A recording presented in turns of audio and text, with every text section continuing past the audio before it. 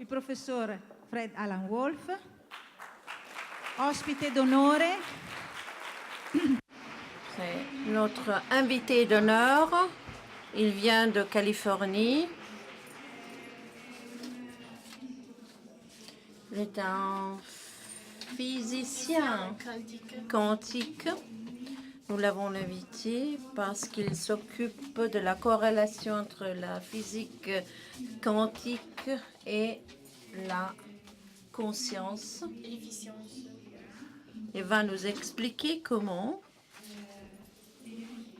l'énergie travaille dans nous et comment nous pouvons interagir. Vous pouvez compter sur lui.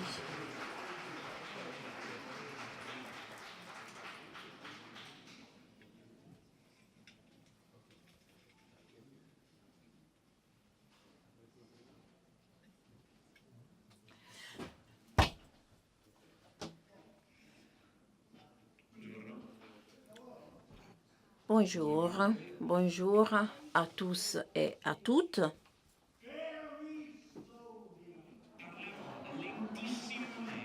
Je vais parler très très lentement, seulement pour vous.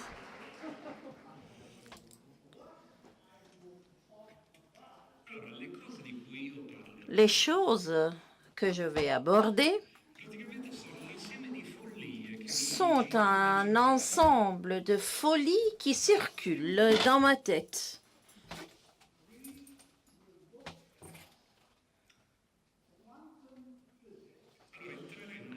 On va entrer dans le vif de la physique quantique, mais tout particulièrement dans quelque chose que j'appelle la théorie des champs quantiques. Mais je ne parle pas seulement de la théorie des champs quantiques de la matière, mais surtout les champs mentaux. Je sais. Comment je vais faire? Voyons un peu. Principalement à travers deux axes principaux. On doit remonter dans le passé pour retrouver la bonne taille, pour nous projeter à l'avenir et pour voir et toucher de nos mains en tant qu'être humain. On a commencé à penser à propos de l'esprit. On va commencer notre voyage à partir de Platon. Oui, vous avez bien compris, je parle de Platon. Pour atteindre un point de vue sur la physique moderne. Et donc, on va parler de Peter Higgs également. Très vraisemblablement, vous connaissez très bien le boson de Higgs.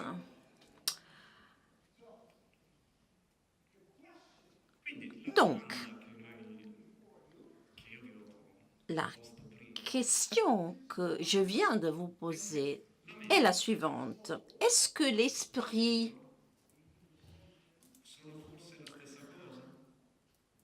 et le cerveau sont la même chose?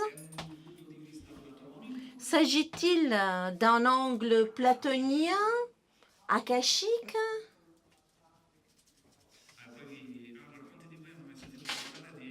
Avez-vous jamais entendu ce mot, cet adjectif akashique? Je vais l'expliquer, l'éclaircir.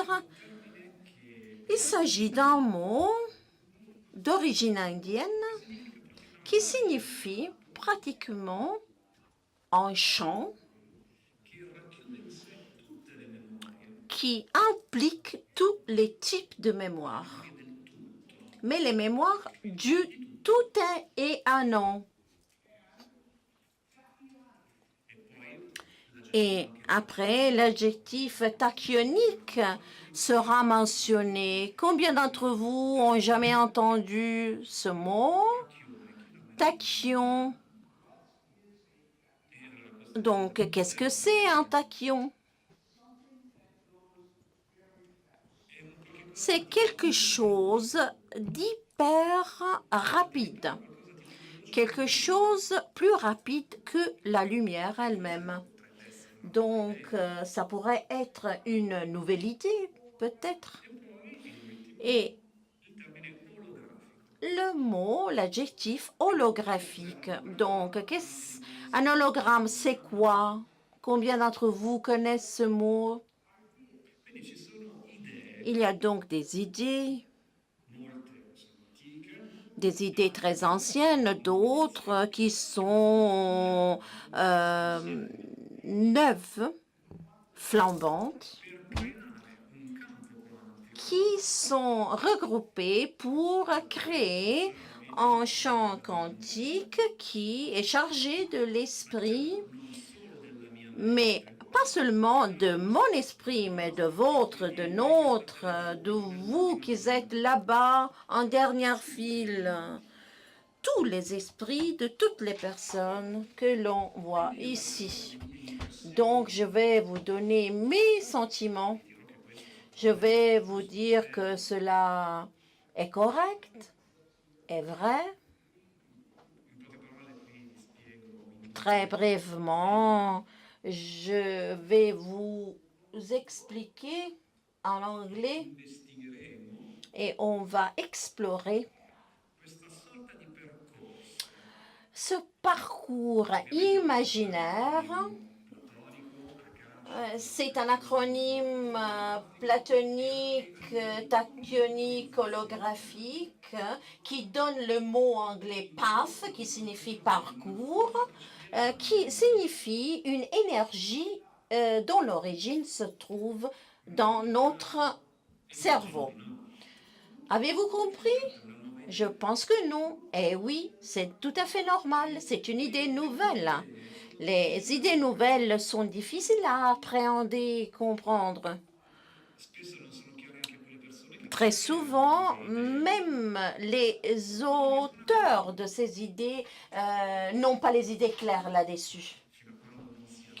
Jusqu'à ce qu'ils ne familiarisent pas et leur esprit n'est pas habitué à réfléchir de la sorte. Après, on peut dire « Ah oui, j'ai bien compris ». Donc l'idée s'éclaircit. Mais non seulement je vais vous éclaircir la signification de ces idées nouvelles, mais je veux vous démontrer comment vous pouvez apprendre à comprendre une idée nouvelle. I call this hints.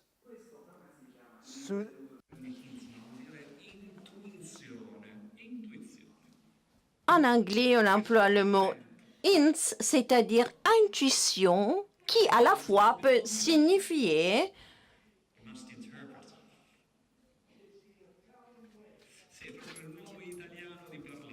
intuition. Oui, c'est la façon italienne de parler. Donc, on peut démarrer par Platon. Et après, on va parler de Max Tegmark. Et après, on va explorer le champ de l'esprit et le champ de l'espace et du temps. Je vais vous donner les idées de base de champ quantique et on va conclure notre parcours avec l'holographie.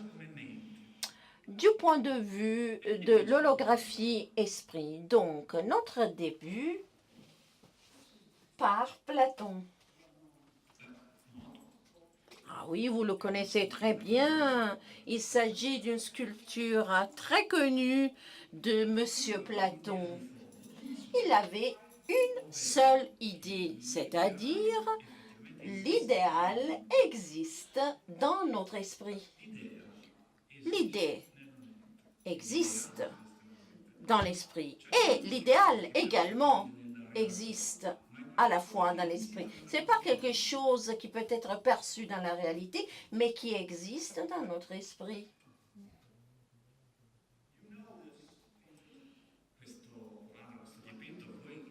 Ce portrait est très bien connu. Je pense que vous le connaissez très bien. Il s'agit de Raphaël, de son école, l'école d'Athènes.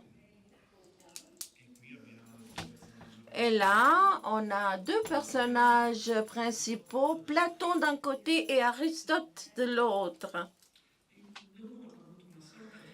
Ils ont entretenu une sorte de dialogue imaginaire, ou bien l'esprit, le cerveau se trouvent au-delà de notre cœur. Mais Aristote ne disait pas ça. Il disait, ah bon, non, c'est pas comme ça. Même si tu es mon maître, hein, et je vais apprendre beaucoup, et j'ai appris beaucoup de toi, l'âme, l'esprit, et essentiellement la façon dont le corps bouge. Et c'est quelque chose d'intrinsèque.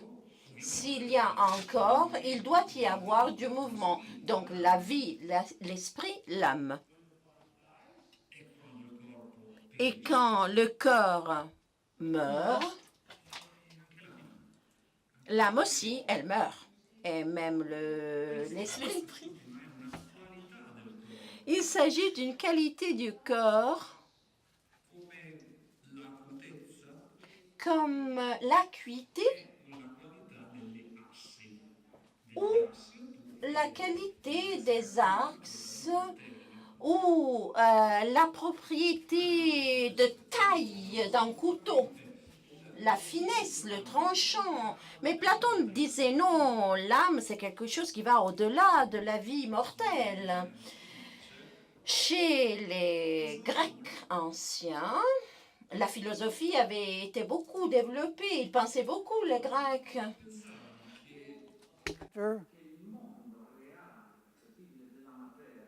Ils pensaient que le monde tangible de la réalité, que la matière était vraie et véritable. Mais là, il y a un grand point d'interrogation à résoudre. Nous, en tant que personnes vivantes, nous sommes des imbéciles. Nous n'arrivons pas à bien comprendre entre des choses merveilleuses et surtout des idéaux merveilleux, c'est-à-dire ce qu'on appelle les atomes de la vie, les atomes de l'existence. On n'est pas capable de les comprendre. On n'arrive pas à comprendre tout cela. Et donc, pour les Grecs, qu'est-ce qui se passait? Le monde réel et véritable, c'était le monde idéal. Mais nous ne sommes pas à même de le regarder, de le voir, de le percevoir. Et donc Platon s'opposait à cette thèse. Il disait que chaque chose réelle était une sorte de copie imparfaite de quelque chose d'idéal, quelque chose qui vit dans notre esprit. Et d'après Platon, l'esprit était fondamental, voire beaucoup plus que la matière elle-même. En tout cas, le corps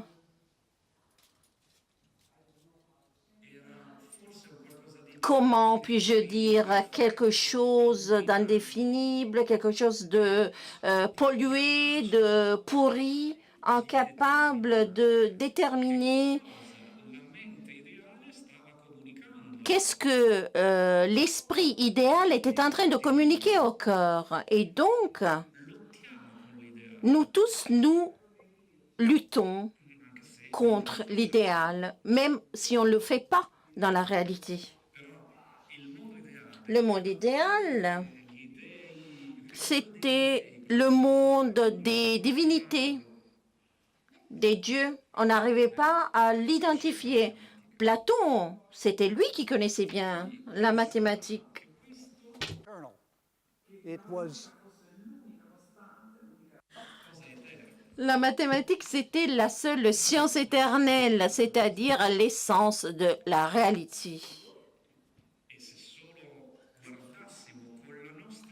Et si l'on regardait de notre propre esprit l'esprit lui-même, bon, alors on pourrait être capable de découvrir cet idéal si bien caché. Mais la langue par laquelle on aurait pu atteindre cet objectif aurait été la mathématique, le langage de la mathématique. Si on s'imbrique extrêmement dans la matière, dans la réalité physique, c'est comme trouver des pores à l'intérieur d'une étable. On n'est pas même à même de sortir de cette étable remplie de pores. example, the cave of Plato. Voilà un exemple, la grotte de Platon. Bon, là vous voyez le feu, un tunnel. Peut-être il va nous mener à Milan, qui sait? Là, on a la voie ascétique vers la lumière. Et là, nous sommes là. Là, assis. Et qu'est-ce que nous faisons?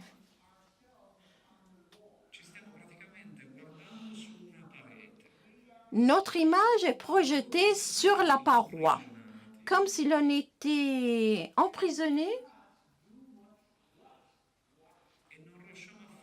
Et on n'était pas capable de faire que notre image reflétait sur la paroi.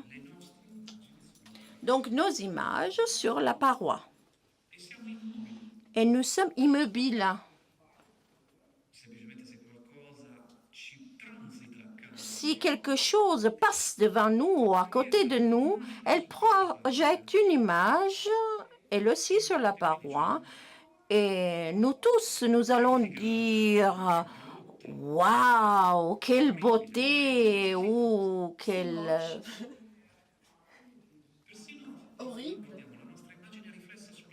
Même quand on regarde notre image réfléchie sur la paroi, oh, mais non, ces choses d'antan révolues, Platon, on parle de 25 000, d'il y a 25 000 ans. Aujourd'hui, la situation a changé, on regarde la télé. Eh oui, c'est vrai, nous regardons la télé. Et nous regardons ce qu'il y a vraiment à l'extérieur. Nous voyons le président Trump, nous voyons M. Hitler, nous voyons le monde véritable tel qu'il est. Mais on ne voit rien d'idéal. Nous ne connaissons pas ce que l'on est. Nous ne voyons notre essence et comment nous pouvons être différents par rapport à l'image qui est reflétée sur la paroi, donc notre même existence. Mais nous pouvons changer.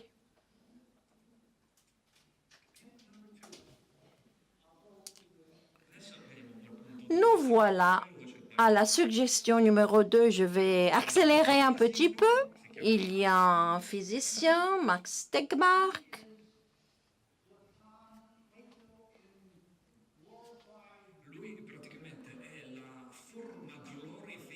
Il est une forme glorifiée, vénérée de Platon. Lui, il dit que l'univers est la mathématique pure.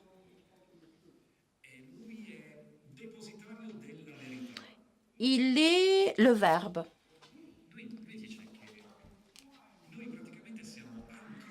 Il dit que nous sommes imbriqués dans la réalité.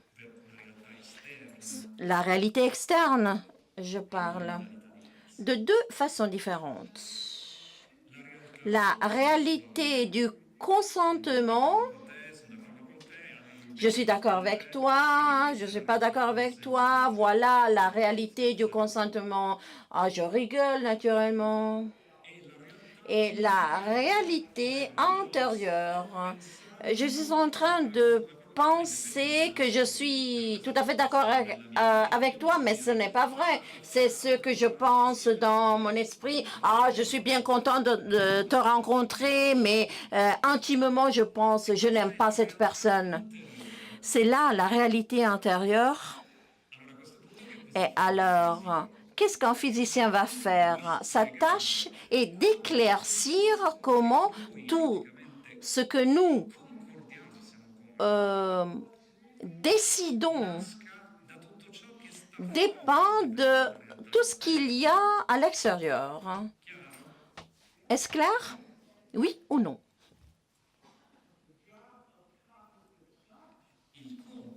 La tâche des sciences cognitives est celle de trouver l'origine ou bien la réalité intérieure de l'esprit à propos des choses que nous partageons. Voilà la thèse de Tegmark.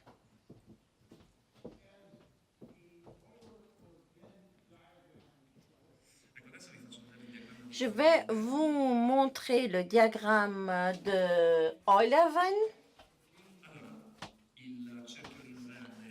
Le cercle vert, c'est la réalité interne. Le rouge est la réalité du consentement. Et le cercle bleu est la réalité à l'extérieur. C'est là une démarche logique, dirais-je. La réalité interne pourrait ne pas exister s'il n'y avait pas la réalité du consentement. Et la réalité du consentement, par conséquent, pourrait ne pas exister s'il n'y avait pas la réalité externe. Voilà l'image que Tegmark nous transmet. Mais il va bien au-delà. C'est-à-dire la mathématique est égale à la réalité externe. Moi, je ne suis pas d'accord. Et vous? Je suis plus proche de la thèse de Berkeley. Je pense que la réalité externe n'existe pas sans la réalité du consentement. Et cette dernière ne peut pas exister sans la réalité de l'esprit. Et donc, la progression des cercles a changé. Voilà ce que nous appelons la réalité externe. Le cercle, c'est ce que nous pensons être la réalité externe. Et le dernier cercle, c'est le cercle qui regroupe les deux. Tout est esprit. Si on élimine l'esprit, on n'a que le néant. C'est une idée un peu étrange. Voilà, cela se superpose parfaitement avec la théorie quantique, l'esprit et l'espace-temps. C'est ce que nous appelons en diagramme espace-temps.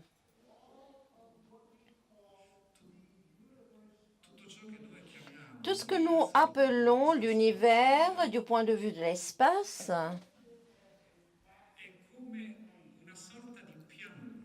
nous apparaît comme un plateau,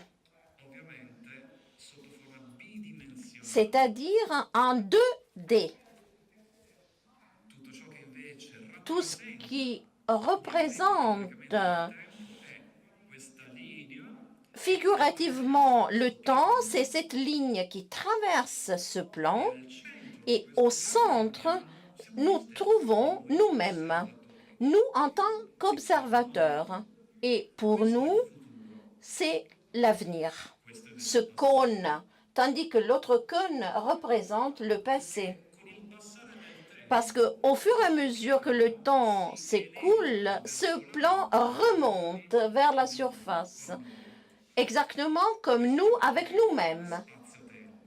Il s'agit d'un diagramme espace-temps. Mais pourquoi la forme géométrique du cône? Parce que c'est une courbe qui procède de cette façon, qui bouge de cette façon, qui nous montre quelque chose qui bouge à la vitesse de la lumière. Donc, cette limite représente les événements ou bien ces événements que nous pouvons influencer à l'avenir en envoyant un message dans la dimension de l'avenir qui doit atteindre la cible à la vitesse de la lumière ou même inférieure. Ce qu'on est le passé qui aurait pu avoir un impact sur nous même en ce moment précis.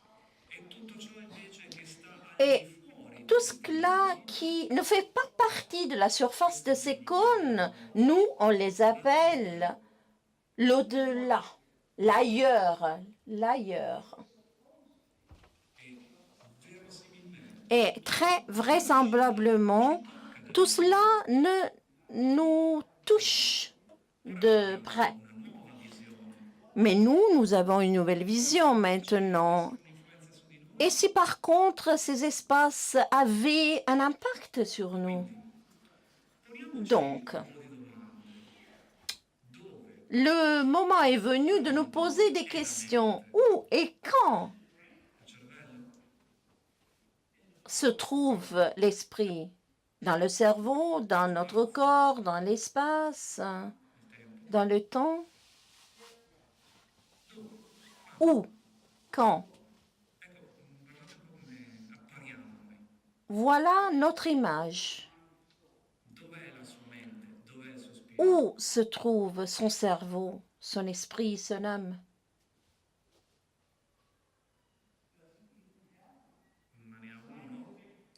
Est-ce qu'il en a une âme ou un esprit? Il n'y a pas d'esprit et pas d'âme. C'est Aristote qui nous le dit. Si on entre un peu plus dans le détail, il est très intéressant d'observer que, indépendamment de la direction de notre regard, même le système nerveux tout entier, notre cerveau, nous n'arriverons jamais à trouver notre ego, notre être, notre essence. Mais nous connaissons notre nous, notre moi, parce que nous continuons à dire nous, moi. Mais donc, c'est quoi cet ego, cet moi qui veut tout prendre? Où se trouve-t-il ce omnipuissant ego? C'est quoi cet ego? Non, moi. Ah oui, c'est un yo-yo tel que le jouet. Et vos yeux ressemblent à des yo-yo.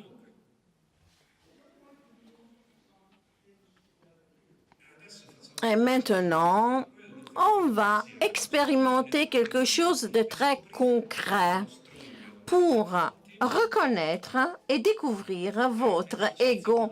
C'est un exercice très simple. Vous pouvez vous mettre debout si vous voulez ou rester assis. Vous devez lever votre main gauche ou droite et vous devez essayer de pointer le doigt en haut. Essayez quelque chose d'intéressant dans votre monde entourant et à pointer le doigt vers ce point. Et pendant que vous pointez le doigt, essayez de le décrire silencieusement. Je vois une lumière jaunâtre, blanchâtre, une sorte de parallélépipède. Et maintenant, vous devez baisser votre doigt et pointer vos pieds. Vous devez dire, ah bon, je vois mes pieds. Mes pieds ont cette forme-ci, mes chaussures sont bleues ou marron. J'ai mal aux pieds peut-être. Maintenant, vous devez remonter le doigt jusqu'à l'ombélique.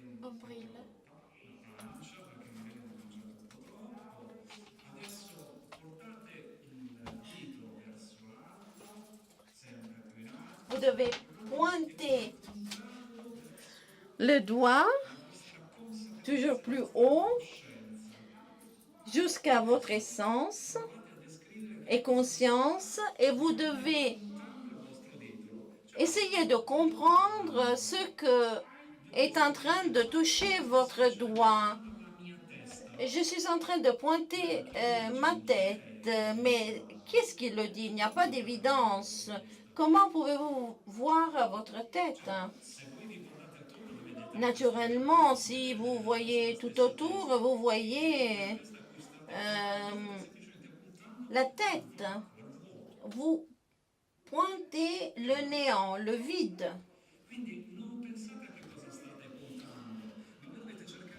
Vous devez essayer de toucher de vos doigts ce que vous pointez.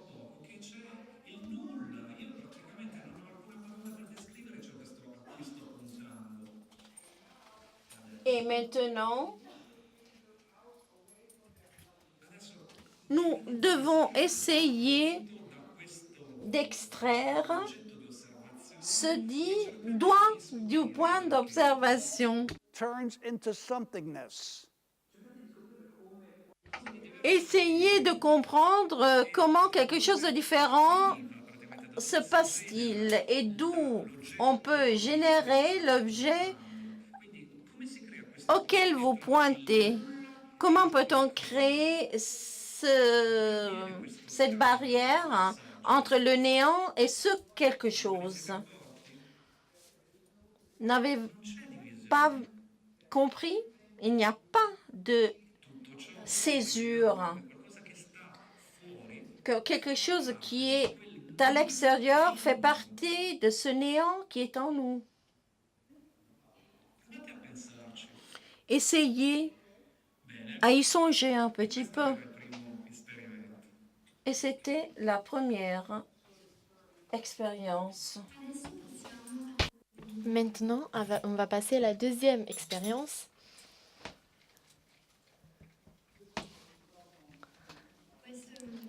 Ça, c'est un cadre très célèbre dit d'Asher. Donc, faites attention à l'homme en bas dans la figure, dans l'image. Regardez à la structure de la construction du bâtiment. C'est une figure paradoxale. Maintenant, regardez cette autre image et la structure que vous voyez dans la diapo. Comment pourrez-vous appeler cette structure? Comment pouvez-vous l'appeler en italien? Ça, c'est sûr. Cube.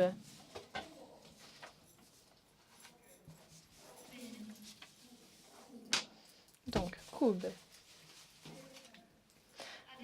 Donc, faites attention et maintenant, on va voir. Donc, vous voyez cette ligne et cette autre, et cette dernière ligne. Vous voyez, cette chose vont créer un cadre, un carré. Vous dites en italien quadrato.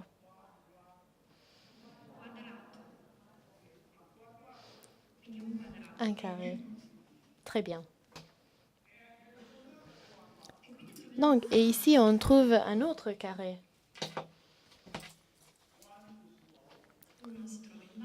Le premier se trouve en bas et l'autre en haut.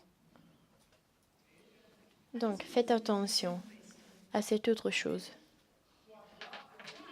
Quel carré se trouve en face? Si vous voyez, si vous regardez le carré en haut, s'il est devant, levez votre main droite. Si vous voyez le carré en bas devant, main gauche. Donc, si vous voyez que ça change de l'un à l'autre, donc faites comme ça. Donc, qu'est-ce que vous éprouvez? Vous sentez quoi? Donc, vous avez fait une expérience d'un saut quantique. Donc, c'est l'essence de la théorie quantique en pratique, on peut dire. On saute d'une chose à l'autre. Il n'y a rien au milieu. Très bien. Ok. Autre du monde. Vers où on saute? Si vous pensez qu'on est sur l'écran, indiquez l'écran. Si vous pensez que nous sommes en train de sauter dans notre tête, indiquez votre tête. Faites-le. Indiquez, pointez. On va voir combien vont pointer votre tête. Levez la main si vous pointez à votre tête. Mais maintenant, levez la main ceux qui ont pointé à l'écran. Ceux qui étaient en train de pointer à l'écran, maintenant, doivent regarder les gens qui pointaient à leur tête. Et bon, pensez qu'ils sont vraiment des aristotéliques fous. Donc, vous ne pensez pas que ce soit marrant? Ceux qui étaient en train de pointer vers leur tête. Donc, maintenant, regardez ceux qui pointaient vers l'écran. Et pensez, ah, ce sont des platoniens fous. Vous avez bien compris maintenant? Avez-vous bien compris vers où je veux arriver? Bien, très bien. Maintenant, on continue. Donc, cela est très intéressant. Où se trouve mon esprit? Quand est mon esprit?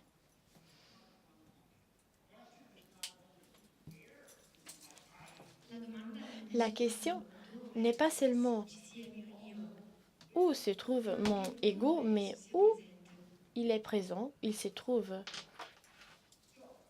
Se trouve-t-il? Il y a beaucoup d'études sur ces sujets, en particulier un ami qui est mort il y a quelques années, Benjamin Libet, de l'Université de la Californie, à l'école de médecine de San Francisco. Moi, je prends des idées qui sont complexes et je les simplifie, de façon que tout le monde puisse les comprendre. Donc maintenant, je vais prendre sa théorie qui est très compliquée et je vais la rendre super simple pour vous faire comprendre très bien. Donc la question est, quand nous avons une sensation, par exemple, vous voyez notre cabaye qui a été pris par une seringue, mais quand ça va lui faire mal?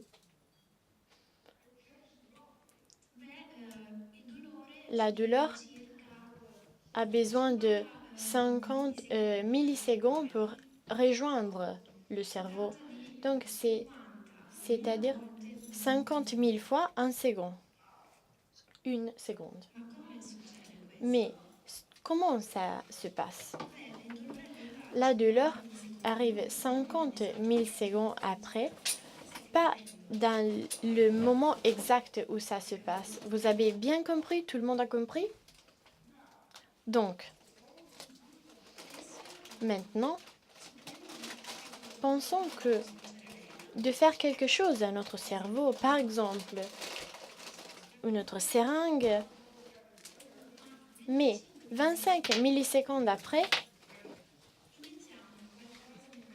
injectons quelque chose dans notre système nerveux, une sorte d'anesthésie. Donc, qu'est-ce qui se passe après? Bah, rien en réalité. Il n'y a aucune réaction. Il n'y a pas de douleur parce que on doit vraiment remercier l'anesthésie parce que sinon, rien d'autre s'opposerait à une intervention chirurgicale. Il n'a pas dit aïe. Où on peut chercher Hippocrate, ta piqûre. Oh, Hippocrate.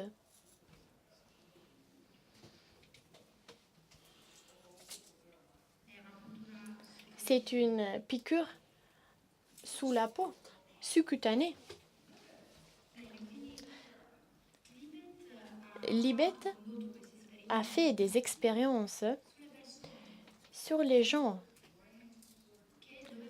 qui devaient avoir des interventions chirurgicales au cerveau.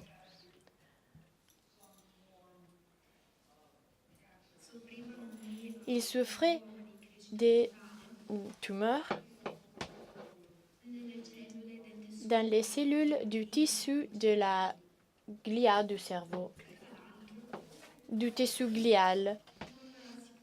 Donc, on ne peut pas avoir un tissu des neurones, ce sont les cellules gliales, donc la structure qui enveloppe les neurones qui peuvent avoir un cancer. Je savais pas si vous le saviez, mais bon, c'est ça. Donc, et ça, c'est ce que Libet a fait. Il a dit, il a pris ses patients, il a ouvert leur tête de façon à voir leur cerveau pour avoir des électrodes dans les cerveaux de ces patients, dans des différentes parties des cerveaux, du crâne des patients. Donc, moi, j'ai simplement illustré sa théorie avec des bandes dessinées. Quelques secondes après l'expérience, il a injecté quelque chose dans les cerveaux, une sorte d'anesthésie.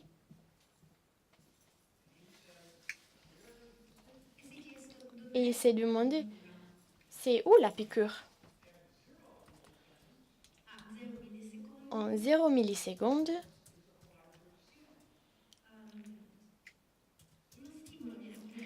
un stimulus est appliqué sur la peau. À 50 millisecondes, ce que vous pensez que ce puisse passer,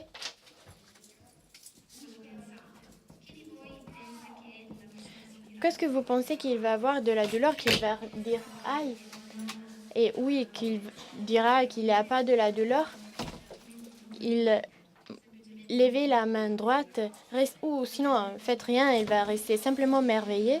Mais pourquoi il devrait dire qu'il a de la douleur? Parce que en réalité, il a eu une anesthésie, mais beaucoup de temps plus tard, mais il n'y a pas de la douleur dans le patient. De quelle façon? Pourquoi? Parce que l'injection a été faite beaucoup de temps après. Et donc, nous avons l'application du stimulus.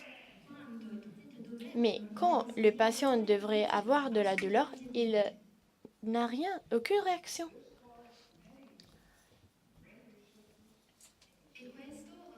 Et cela fait de façon que beaucoup de chercheurs, de neurochercheurs, se prennent la tête sur ce problème.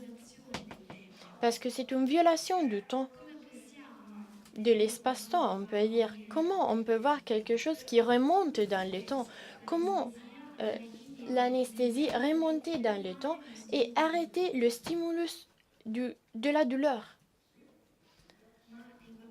Mais c'est une chose concrète, publiée. Mais c'est une chose qu'on doit encore nous expliquer dans toutes les façons possibles. Donc c'est l'esprit, la chose qui garde plus de mystère.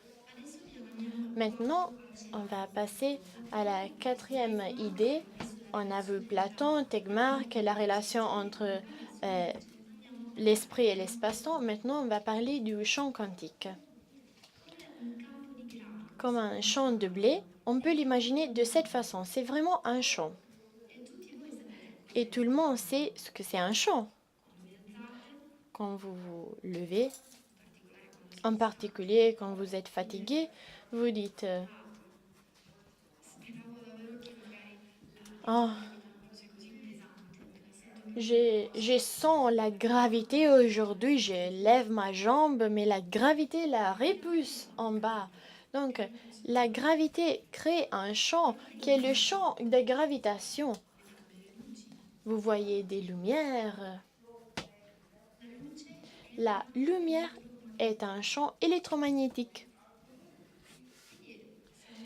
Et donc, nous connaissons très bien les champs, on les connaît, mais il y en a d'autres champs qu'on ne connaît pas si bien. Je vous présente Bernard Heisenberg. Peut-être que quelqu'un d'entre vous se rappelle le principe d'indétermination de Heisenberg. Levez vos mains si vous l'avez déjà entendu. Oh, très bien. Qu'est-ce que ça signifie? Cela signifie que on ne peut pas connaître tout de ce qu'on pense qu'on devrait connaître. Donc, bref, on ne peut pas tout savoir. On ne peut pas connaître tout ce qu'on pense qu'on devrait connaître. Donc, je répète, on ne peut pas savoir tout ce qu'on pense qu'on devrait savoir. Et qu'est-ce qu'on devrait savoir? On devrait savoir ce que le bon sens nous dit. Donc, le principe d'incertitude d'Heisenberg nous dit que le son commun n'est pas correct. Donc, ça c'est la seule chose que vous avez besoin de connaître sur Heisenberg. Donc, après, si vous voulez étudier la mathématique, allez étudier la physique quantique. Mais Heisenberg nous dit qu'il y a une liaison à moitié entre l'expérience humaine et animale qui se trouve dans l'ombre, dans une zone d'ombre entre notre esprit conscient, de la conscience vigile, ici et maintenant, vigilant, et de l'autre côté, le monde physique que nous pensons qui est au dehors, au-delà, à l'extérieur.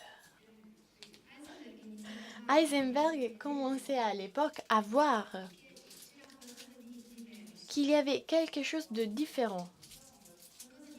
Quelque chose de différent, de particulier que la physique quantique commençait à nous expliquer. Quelque chose de différent par rapport à notre expérience de sens commun. J'ai écrit un livre, un des livres que j'ai écrit, L'univers qui rêve, on pourrait le traduire. Et je voulais parler avec vous de l'esprit comme expérience des rêves. J'ai voyagé partout dans le monde, en Australie par exemple, où il y a des moments liés aux rêves. Par exemple, j'ai passé des moments avec les aborigènes qui m'ont parlé de ça, les autochtones qui m'ont parlé de ce royaume imaginaire pour les autochtones australiens, qui est beaucoup plus important par rapport au royaume réel concret. Donc, Donc, c'est le Bhagavad Gita, une image, et cela raconte une histoire. Une histoire qui est liée à l'homme que vous voyez ici, Arjuna. C'est un roi qui doit se battre contre les peuples aux alentours,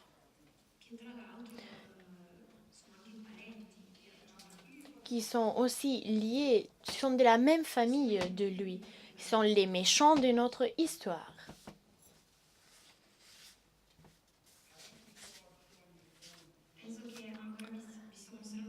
Donc, j'ai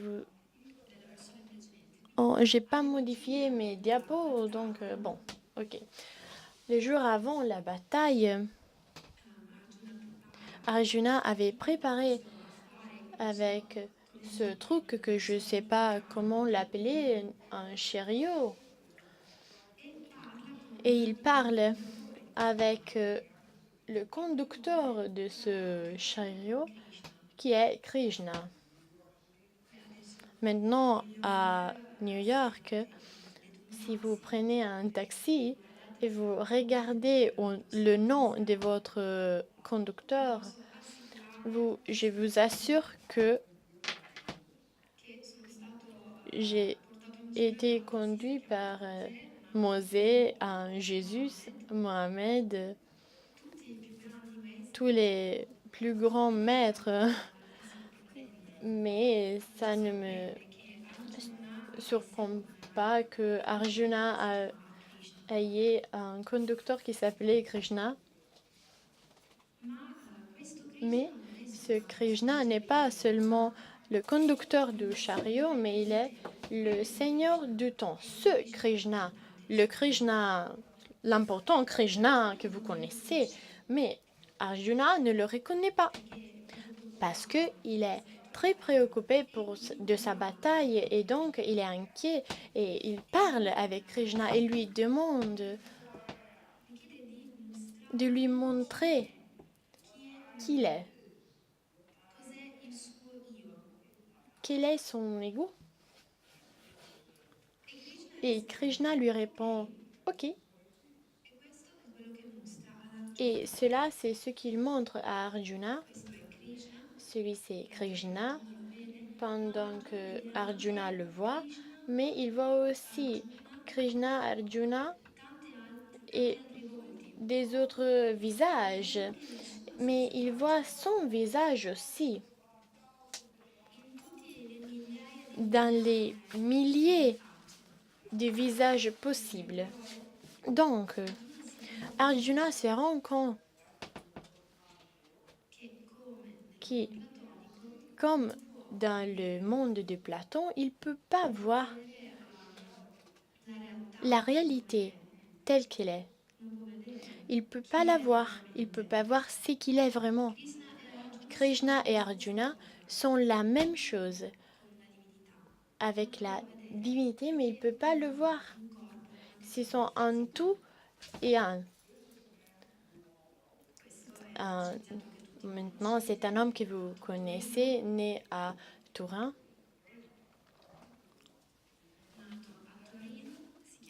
Il s'appelle Giuseppe Luigi Lagrangia.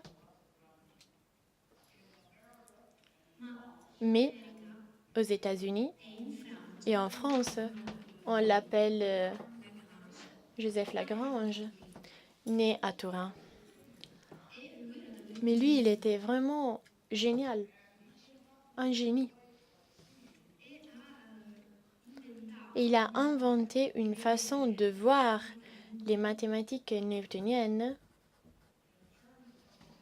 en termes d'un principe que lui-même avait pensé, appelé le principe d'action. Ces lettres, j'aurais dû les effacer, je ne sais pas pourquoi elles sont là. Bon, ne les regardez pas. Maintenant, on a une situation.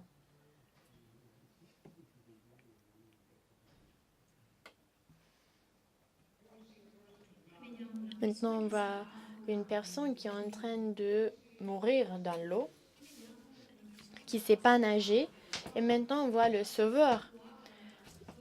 Le sauveur qui pourrait courir super vite. Je ne sais pas pourquoi mes diapos continuent de faire ça. Le sauveur pourrait courir super vite. Il y a des différents schémas qu'il pourrait faire sur la plage, des différents parcours, mais il décide de nager lentement. Quel est le trajet qu'il devrait prendre? La plupart d'entre vous pensent que le trajet le plus correct serait le parcours A, mais c'est pas le meilleur parce qu'il impliquerait plus de temps pour arriver. Donc il court, il nage. Option B, il court et après il nage encore. Ou dans le parcours C, il court et il nage encore. On découvre que le trajet B est le meilleur. Le trajet moins d'action, on pourrait l'appeler. Je ne sais pas si vous pouviez comprendre ça, penser comme si c'était des hiéroglyphiques.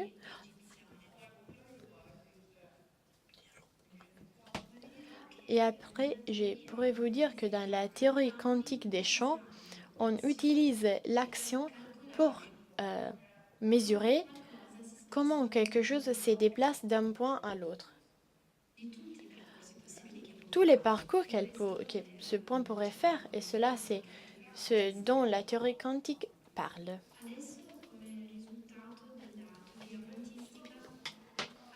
Donc, comme résultat de la théorie quantique, on a découvert quelque chose d'impressionnant. Toutes les particules matérielles de l'univers, à la base, n'ont pas de la masse. Il n'y a pas de masse. Cette masse doit naître, ça n'existe pas a priori, la matière n'existe pas en principe, mais doit entrer, doit naître, doit venir au jour grâce à un champ qu'on appelle le champ de Higgs. Et qu'on peut dire qu'on a un jeu de mots un peu tordu. Maintenant, je vais vous expliquer mieux. Si on commençait à mettre ensemble Platon et X, on pourrait interpréter le champ de X comme quelque chose qui nous dit d'exister et de se générer. Encore 10 minutes, je vais y arriver. Mais on pense que nous voyons comme cette existence nous vient de l'esprit. Après, je vais vous montrer comment le champ de X marche. Maintenant, vous voyez une salle avec des physiciens un peu burés, un peu ivres, qui s'amusent.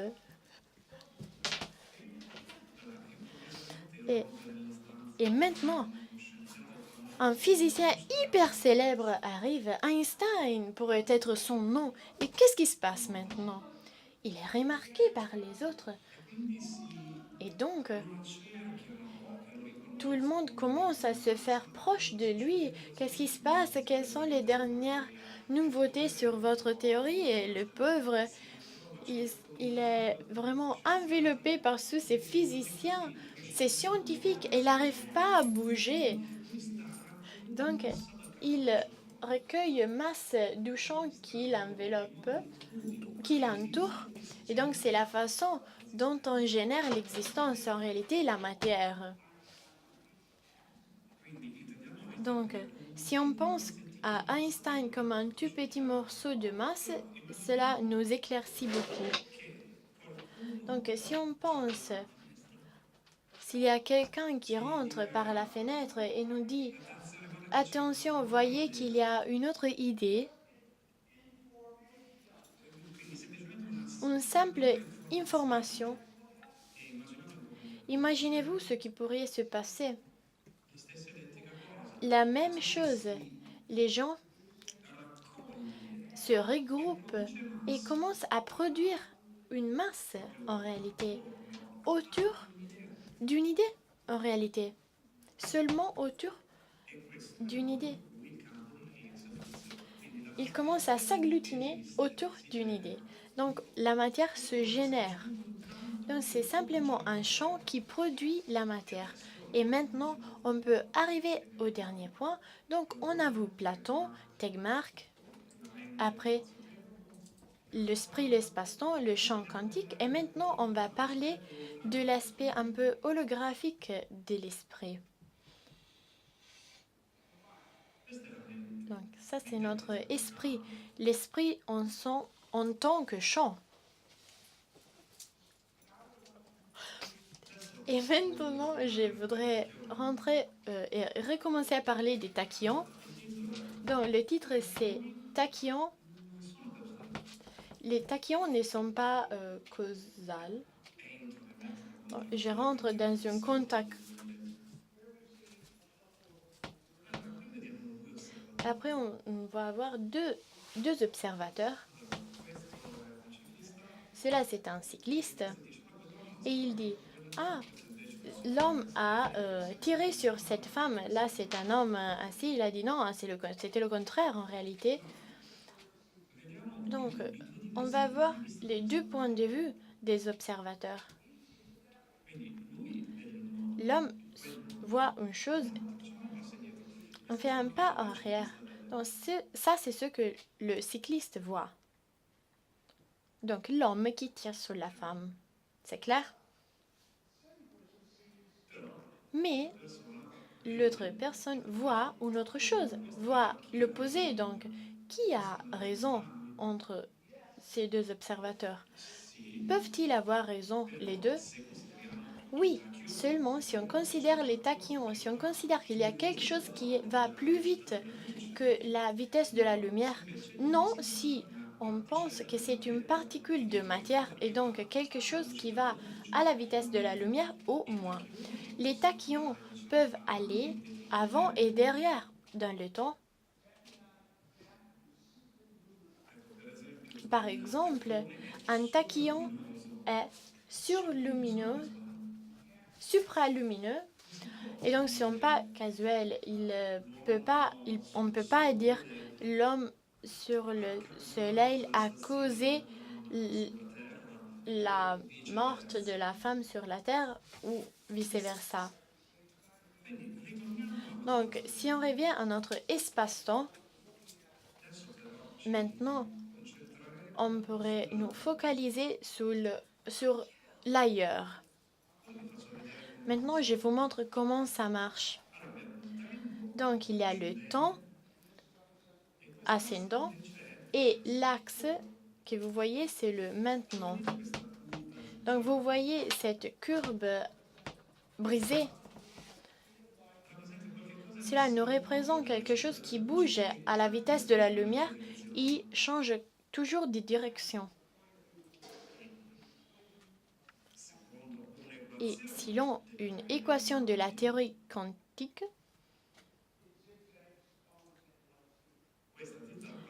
cette ligne brisée va toujours à la vitesse de la lumière, mais Einstein nous dit que quand nous ajoutons quelque chose à cette ligne brisée, on peut aller moins vite que la lumière en réalité.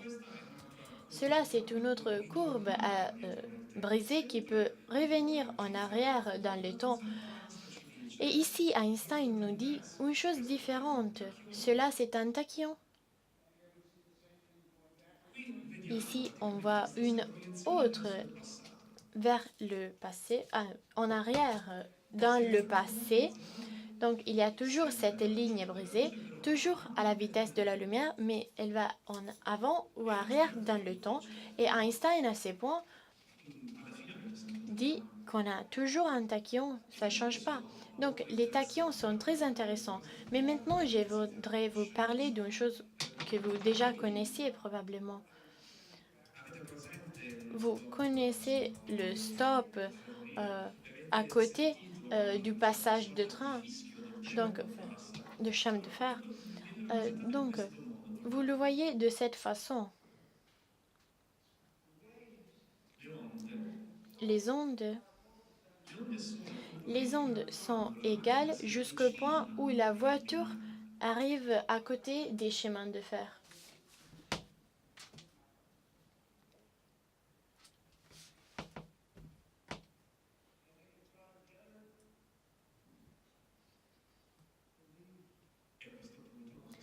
Donc, à ces points, il arrive quoi?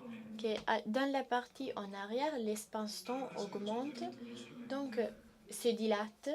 Donc, je vous montre ce que un observateur pourrait voir.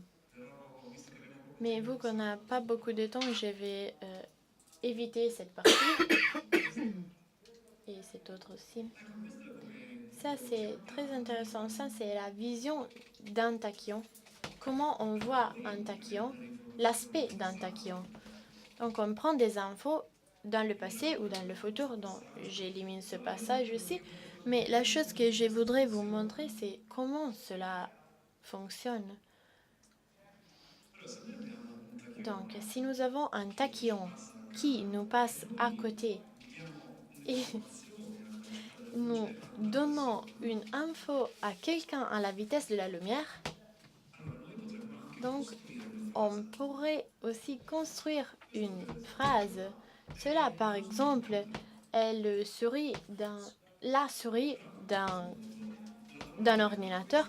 Donc la question est, cette souris est la souris d'un ordinateur ou la traduction du mot italien, vu que l'anglais utilise par contre le mot mouse comme en italien. Maintenant, on pense à quoi? On pense à l'animal souris ou à la souris de l'ordinateur. Pour un anglais, on a deux possibilités qui arrivent à notre esprit, deux images qu'on a dans le cerveau, l'image de l'animal ou de l'ordinateur. Donc, d'un côté l'animal, de l'autre l'ordinateur, on pourrait penser à d'avoir une souris morte, mais de l'autre, on pourrait avoir la deuxième possibilité. On doit attendre pour voir si c'est une souris brisée, en panne. Donc ça, c'est la vision en image du cerveau. À Berkeley, l'on fait cette image. Donc on pourrait penser que les idées se distribuent d'une certaine façon. J'essaye de vous expliquer comment ça marche, mais tout est bien structuré. Donc, ça, c'est une réticule akashicien de l'espace-temps. Aujourd'hui, nous avons une nouvelle vision. Cette vision nous dit que les trous noirs, quand sont traversés par quelque chose, donc par n'importe quelle information qui passe à travers ce trou noir, ils sont distribués sur la surface du trou noir. Mais maintenant, on pense que cette idée puisse être valide, pas seulement pour les trous noirs, mais pour tout. Et cela, on l'appelle principe holographique. C'est une image juste pour vous montrer de quoi on parle. Pensez qu'on est en train de parler d'une machine à photo. Et ce que l'on voit, c'est une pomme. Et selon le principe holographique, le monde en 3D, et on peut le décrire tout et un en parlant de sa surface. Et ça, c'est notre possible vision de l'image.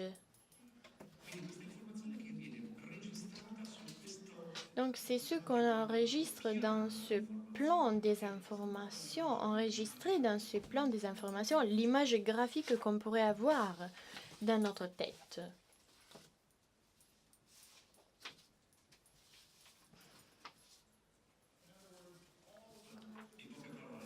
Bref, tout ce que c'est physique dans cette salle, on le trouve ici, dans ce faisceau. Et cela représente tous les infos que l'on projette, qu'on prend du passé vers le futur, vers l'avenir. On devrait savoir toutes ces choses, donc un mirage, un nuage, un rêve, une apparition, mais tout sont les sens. Mais les qualités, on peut très bien les voir. Par exemple, exactement comme la lune dans un beau ciel, son nuage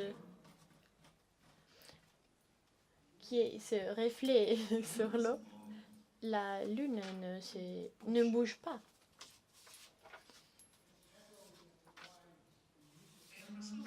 Donc, par exemple, l'écho.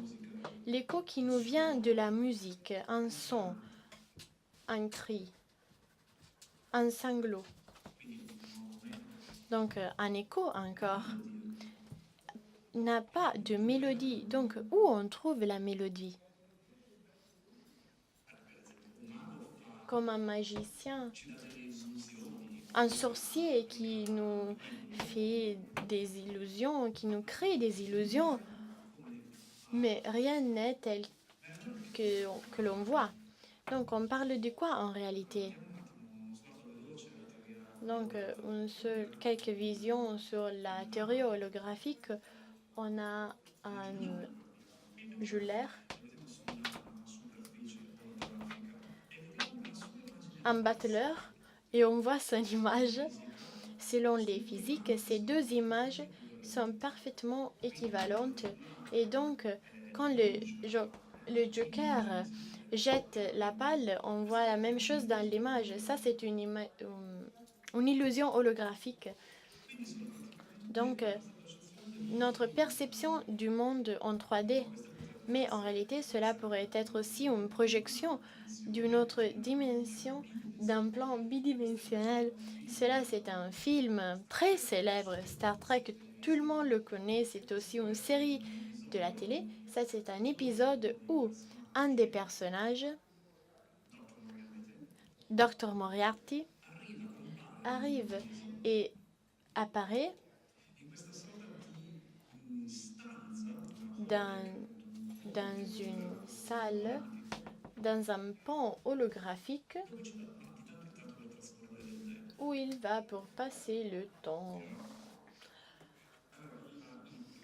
Mais le point essentiel de ce pont et de ce monsieur est qu'il pense avant être, et je pense de sortir de ce pont holographique. Et qu'est-ce que j'ai fait? Je sors. Il le fait, il sort. Mais, juste après, on découvre que cela n'est pas ce qui se passe dans la réalité. Donc, l'hologramme, l'holodeck lui-même fait partie de l'environnement qui contient un autre environnement. Et donc, Dr. Moriarty n'a jamais touché ce pont holographique. C'est simplement son imagination. Donc, ici, il y a la création de la merveille, on peut dire. Dans cette capsule, il a enfermé l'énergie du pont holographique. Et donc, il s'est demandé, mais est-ce que tout le monde est comme ça? Est-ce que nous sommes des particules? On va considérer cette chose. Cela pourrait être une image de nous de point de vue quantique. On peut découvrir toutes ces choses. Est-ce qu'on peut découvrir ce champ quantique? Peut-être que si on pourrait visualiser cette spiritualité,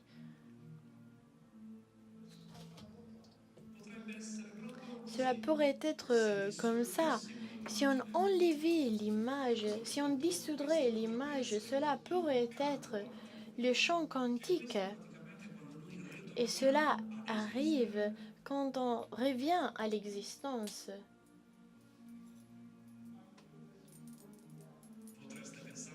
On pourrait penser que ce sont les phases de la vie, de la mort, de la renaissance, de la nouvelle vie. Donc, imaginez.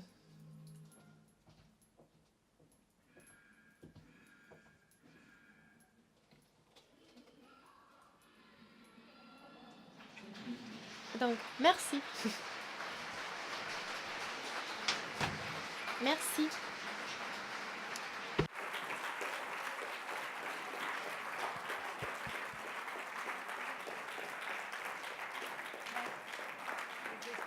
Thank you. Oh, wow. Thank you.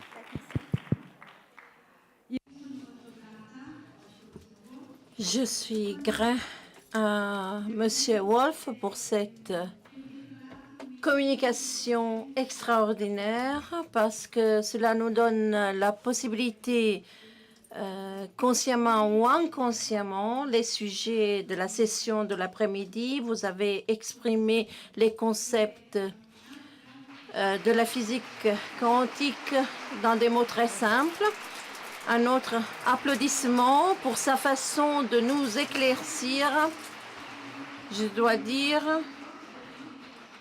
qu'il vient de San Francisco, donc le voyage a été très long, très fatigant, et donc le fuseau horaire, c'est quelque chose